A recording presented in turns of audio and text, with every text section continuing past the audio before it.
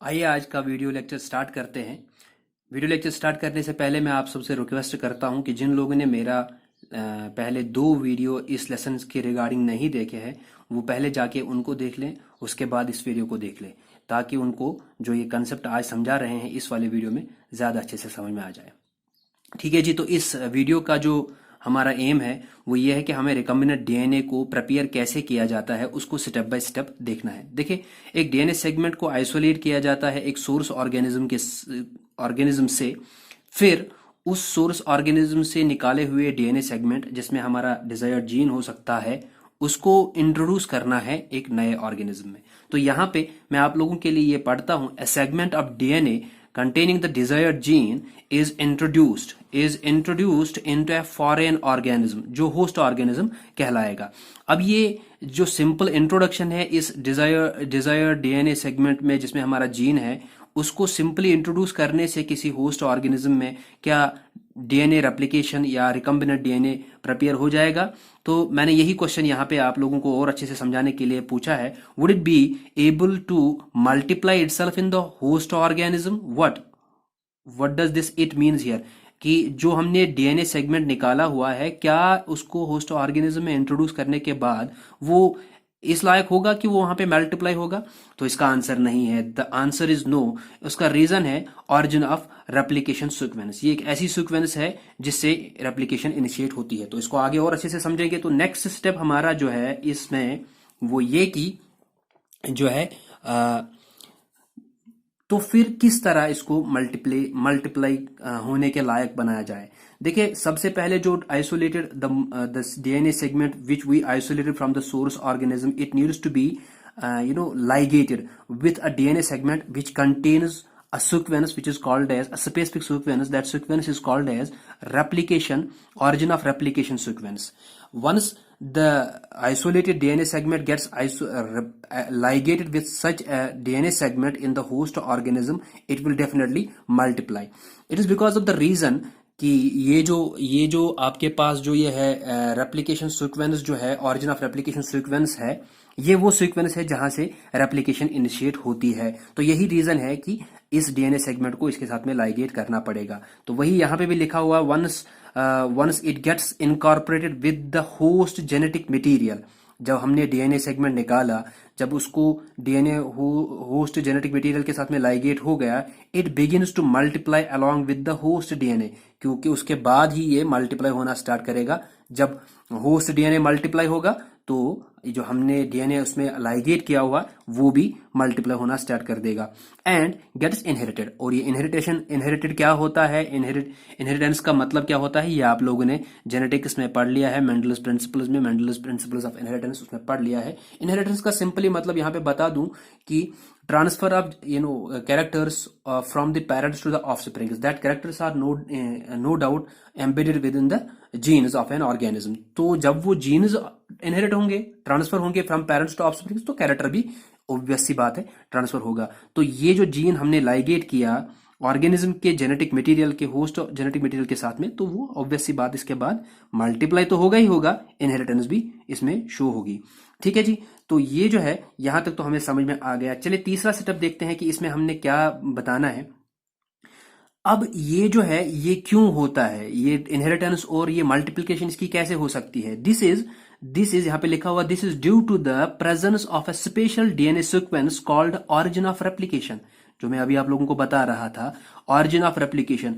क्योंकि जब जो हमने डीएनए सेगमेंट होस्ट ऑर्गेनिज्म में इंट्रोड्यूस किया, ठीक है जी, जो हमने होस्ट ऑर्गेनिज्म में इंट्रोड्यूस किया तब वो जाके वहां पे लाइगेट हो जाता है, जुड़ जाता है होस्ट ऑर्गेनिज्म के जेनेटिक मटेरियल से। तो उस जेनेटिक मटेरियल में no doubt origin of replication sequences होती है। तो ये वो सीक्वेंसेस है जहां पे रेप्लिकेशन इनिशिएट होती है। तो जब ये ऑर्गेनिज्म अपने जेनेटिक मटेरियल की रेप्लिकेशन इनिशिएट करता है तो उसके साथ में जो है हमारा जो इनकॉर्पोरेटेड जेनेटिक मटेरियल जो हमने इंटेंशनली उसमें इंट्रोड्यूस किया है वो भी रेप्लिकेट हो जाता है इन अ क्रोमोसोम। तो मैं इसको आपके लिए फिर से पढ़ता हूं, this is due to the presence of a specific DNA sequence called origin of replication in a chromosome that is responsible for initiating the replication. तो जो रेप्लिकेशन को इनिशिएट कराता है, ठीक है जी। तो यहाँ तक तो हम इंशाल्लाह रहमान जो है समझ गए हैं, यहाँ तक हम समझ गए। चलिए नेक्स्ट स्टेप में देखते हैं क्या होता है। देखिए फोर्थ स्टेप क्या है, तो ये जो फॉरेन डीएनए हमने इंट्रोड्यूस किया जो अब लिंक्ड है उस जेनेटिक मटेरियल के साथ में जिसमें ओरिजिन ऑफ रेप्लिकेशन है, तो अब ये क्या कर सकता है, अब ये मल्टीप्लाई कर सकता है, अब ये रेप्लिकेट कर सकता है, ठीक है जी। और इसकी इनहेरिटेंस भी हो सकती है किसमें, होस्ट ऑर्गेनिज्म में। तो इससे इससे हमें एक और चीज मिलती है, क्योंकि अब ये मल्टीप्लाई कर सकता है। मल्टीप्लाई कौन सा multiply, it can multiply and form it's identical copies. ये कंटिन्यूअसली अपनी आइडेंटिकल कॉपीज बनाएगी, हूबहू अपने जैसे कॉपीज बनेंगी इसकी, ठीक है, जो हमने डीएनए इसमें इनकॉर्पोरेट किया है। तो इससे इससे क्या मतलब निकाला जा सकता है, इससे ये मतलब निकाला जा सकता है कि ये प्रोसेस है जिसे हम कह सकते हैं कि ये जीन क्लोनिंग है। जीन क्लोनिंग का मतलब क्या होता है कि जब कोई ऑर्गेनिज्म का उसका रेप्लिका बनाया जाए हूबहू उसी के जैसा, जेनेटिक कॉन्स्टिट्यूशन उनका एक जैसा हो 100%, तो उसको जीन क्लोनिंग कहते हैं। तो यहाँ पे तो वही होगा, जब ये रेप्लिकेट होगा तो जीन क्लोनिंग होती जाएगी। तो it is therefore gene cloning as the multiple and identical copies of template DNA are produced। तो इसकी जो है टेम्पलेट डीएनए, जो हमने डीएनए इसमें डाल दिया है लाइगेट करा के, तो जो अब रेप्लिकेट होगा तो इसको आप जीन क्लोनिंग बोल सकते हो, ठीक है जी। तो ये जो कंसेप्ट है जेनेटिक इंजीनियरिंग का या फिर ये जो है जीन क्लोनिंग का, ये कंसेप्ट स्टार्ट हुआ दो साइंटिस्ट से। एक का नाम था स्टेनले कोहेन एंड दूसरे का नाम था हर्बर्ट बोयर, ठीक है जी, हर्बर्ट बोयर। तो ये जो दो साइंटिस्ट थे इन्होंने 1972 में जो है ये काम कर रहे थे एक बैक्टीरिया पे, जिस बैक्टीरिया का नाम है साल्मोनेला टाइफीम्यूरियम।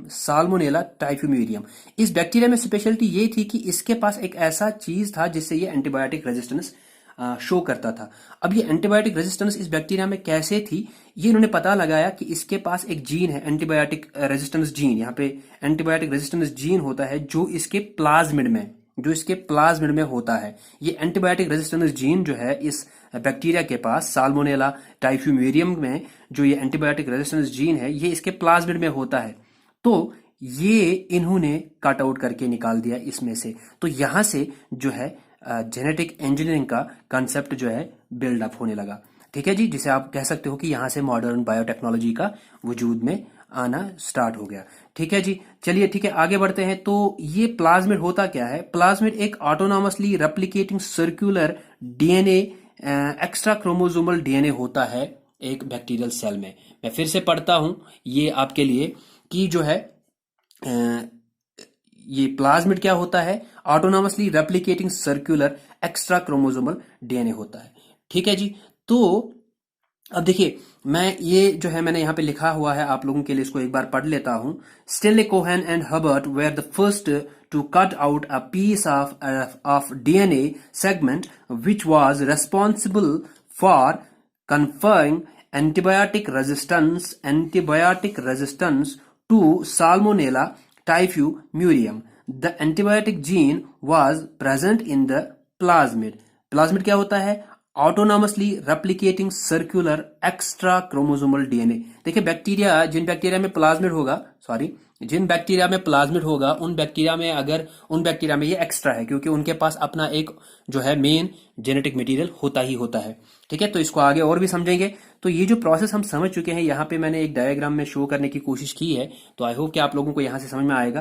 देखिए ये वाली सेल है, इस सेल को हम कंसिडर करते हैं कि ये एक ह्यूमन सेल है, ठीक है, ये ह्यूमन सेल है। और ह्यूमन सेल में ये जो न्यूक्लियस है, न्यूक्लियस से एक जीन निकाला गया है, एक डीएनए सेगमेंट निकाला गया है। ये जो है ये जिसको मैं हाईलाइट कर रहा हूं ये डीएनए सेगमेंट है, ठीक है। तो ये डीएनए सेगमेंट निकाला गया, इस डीएनए सेगमेंट में एक जीन एम्बेडेड है, जो जीन है जो कोड करता है ह्यूमन ग्रोथ हार्मोन के लिए, ठीक है, ह्यूमन ग्रोथ हार्मोन के लिए। तो इस जीन को हमने एक मल्टीप्लाई इसकी क्लोनिंग करनी है। तो ये क्लोनिंग कैसे होगी, देखिए इसको क्लोनिंग करने के लिए एक ऐसा जेनेटिक मटेरियल चाहिए जो इसके साथ में इसकी रेप्लिकेशन इनिशिएट कराए, ठीक है। तो इसके लिए हम यहाँ पे एक और सेल देखते हैं जो कि एक बैक्टीरियल सेल है, ठीक है। ये बैक्टीरियल सेल में यहाँ पे जो है ये इसका मेन क्रोमोसोम है, तो यहाँ पे लिखा है मैंने बैक्टीरियल क्रोमोसोम। और ये जो ये सर्कुलर चीज है इसके अंदर, ठीक है ना, जहां जहां पे मैं हाईलाइट कर रहा हूं वहां वहां पे आपका ध्यान होना चाहिए प्लीज। तो जो है ये इसका प्लाज्मिड है। तो प्लाज्मिड मैंने अभी क्या कहा, autonomously replicating circular extra chromosomal DNA. Main chromosome तो ये है, एक्स्ट्रा ये हो गया, ठीक है ना, प्लाज्मिड एक्स्ट्रा हो गया। बैक्टीरियल सेल में ये जो एक्स्ट्रा, ये प्लाज्मिड जो है इसमें स्पेशलिटी होती है। ये ऑटोनॉमस क्यों होता है रेप्लिकेट होने में, क्योंकि इसके पास ऑरिजिन ऑफ रेप्लिकेशन सीक्वेंस होती है, जिसको ओरिसी बोलते हैं। ORC मैंने लिखा है यहाँ पे, Odissi, origin of replication sequence, ठीक है जी। ठीक है, तो इसके पास है। चलिए, इससे हमने ये वाला आइसोलेट कर दिया, ठीक है, हमने यहां से इसका प्लाज्मिड आइसोलेट कर दिया। देखिए, ये अब ऐसा प्लाज्मिड है जिसमें इको R1 रेस्ट्रिक्शन सीक्वेंस है, और हमारे जीन में जो हमने ह्यूमन सेल से भी आइसोलेट किया हुआ है उसमें भी इको R1 रेस्ट्रिक्शन साइट है। अब ये साइट, रेस्ट्रिक्शन साइट क्या है, इसको हमने टूल्स में और फर्दर अच्छे से पढ़ना है, लेकिन फिलहाल के लिए अभी छोटा सा सुन लीजिए यहाँ पे। देखिए, इको R1 क्या होता है। इको R1 एक रेस्ट्रिक्शन एंजाइम है जो डीएनए को कट करता है, ठीक है जी, पर्टिकुलर सीक्वेंसेस पे, रेस्ट्रिक्शन साइट्स पे, जहां पे इनको कट करता है ये एंजाइम, उनको रेस्ट्रिक्शन साइट्स बोलता है, और उनको अनपियर्ड कर देता है, ठीक है जी, इसको कर। तो हमने इसी इको R1 से इस जीन सेगमेंट को यहां से निकाला, इको R1। इको R1 का मतलब क्या होता है, इको का मतलब इकोलाई यानी कि सोर्स इस एंजाइम का, रेस्ट्रिक्शन R से रेस्ट्रिक्शन, और ये स्ट्रेन फर्स्ट है इको R1, ठीक है जी। यही इको R1 हमने भी यहां पे भी एम्प्लॉय किया इसको कट करने के लिए, और यहां पे भी प्लाज्मिड में भी यही इको R1। तो इससे क्या हुआ कि दोनों जगहों पे हमारे पास जो कट्स जनरेट हुए वो एक जैसे जनरेट हुए। जो यहां पे था, जो यहां पे था, वही यहां पे भी आया, वही यहां पे भी आया। अब क्या होगा, जो ये वाला है और जो ये वाला है, ये आपस में कंप्लीमेंट्री होंगे, ये वाला और ये वाला आपस में कंप्लीमेंट्री होंगे। जब ये कंप्लीमेंट्री होंगे तो इससे क्या होगा, इससे नतीजा ये होगा कि हमारे पास एक नया डीएनए बनेगा। ये इसके साथ में पेयरिंग करेगा, ये इसके साथ में पेयरिंग करेगा, तो हमारे यानी कि इसके यहाँ पे लाइगेट, इनको ये जो यहाँ पे अनपेयर्ड इनके डीएनए सेगमेंट्स बनाए गए हैं इसके या इसके, इनको स्टिकी एंड्स भी बोलते हैं। स्टिकी एंड्स क्यों बोलते हैं स्टिकी एंड्स, क्योंकि ये आपस में एक दूसरे के साथ में एक तरीके से हम कह सकते हैं कि चिपक जाते हैं। तो क्योंकि ये अनपेयर्ड है और इनकी बेस पेयरिंग, यहाँ पे प्लाज्मिड का अनपेयर्ड डीएनए सेगमेंट और यहाँ पे ह्यूमन जीनोम से निकाला हुआ डीएनए सेगमेंट का अनपेयर्ड डीएनए सेगमेंट जो है वो आपस में कंप्लीमेंट्री है, और ये आपस में बेस पेयरिंग करके जो है एक प्रोसेस शो करेंगे जिसे बोलेंगे डीएनए रिकॉम्बिनेशन। और इससे जो नया जो एक स्ट्रक्चर बनेगा, जेनेटिक कॉन्स्टिट्यूशन बनेगा, उसको आप बोलते हो रिकम्बिनेंट डीएनए या फिर काइमेरिक डीएनए, ठीक है जी। तो इसमें ये जो हमारे पास बना, इसी में हमारे पास अब छुपा हुआ है, वो छुपा हुआ क्या, इसी में हमने लाइगेट कराया, इस प्लाज्मिड में जो हमने बैक्टीरिया से निकाला, इसमें हमने लाइगेट करा ह्यूमन ग्रोथ हार्मोन का जीन, ठीक है जी। तो ये रिकम्बिनेंट डीएनए है। अब देखिए, ये रिकम्बिनेंट डीएनए जो हमारे पास एक प्लाज्मिड की शक्ल में है, अब इसको हम इंट्रोड्यूस करेंगे, क्योंकि खुद से तो ये कुछ नहीं कर सकता। इसी को अब इंट्रोड्यूस करना है एक ऐसे ऑर्गेनिज्म में जहां पे ये रेप्लिकेट हो सके, ठीक है जी। तो ये कौन करेगा, ये प्लाज्मिड खुद करेगा, क्योंकि प्लाज्मिड में ये स्पेशलिटी है कि वो जो है एज अ वेक्टर भी काम करता है। तो मैंने यहां पे लिखा हुआ है, the plasmids act as vectors and help in transferring the piece of DNA containing the desired gene ligated to it. ये उस जीन को ट्रांसफर करने में हेल्प करते हैं जो इनके साथ में, इसके साथ में लाइगेट किया गया हो। जैसे हमने यहाँ पे ह्यूमन ग्रोथ हार्मोन को लाइगेट करके जो है इसमें डाल दिया, अब ये इसको आराम से ट्रांसफर करके इसको बैक्टीरियल सेल में जो है, इस वाली बैक्टीरियल सेल में जो है इंसर्ट कर देगा।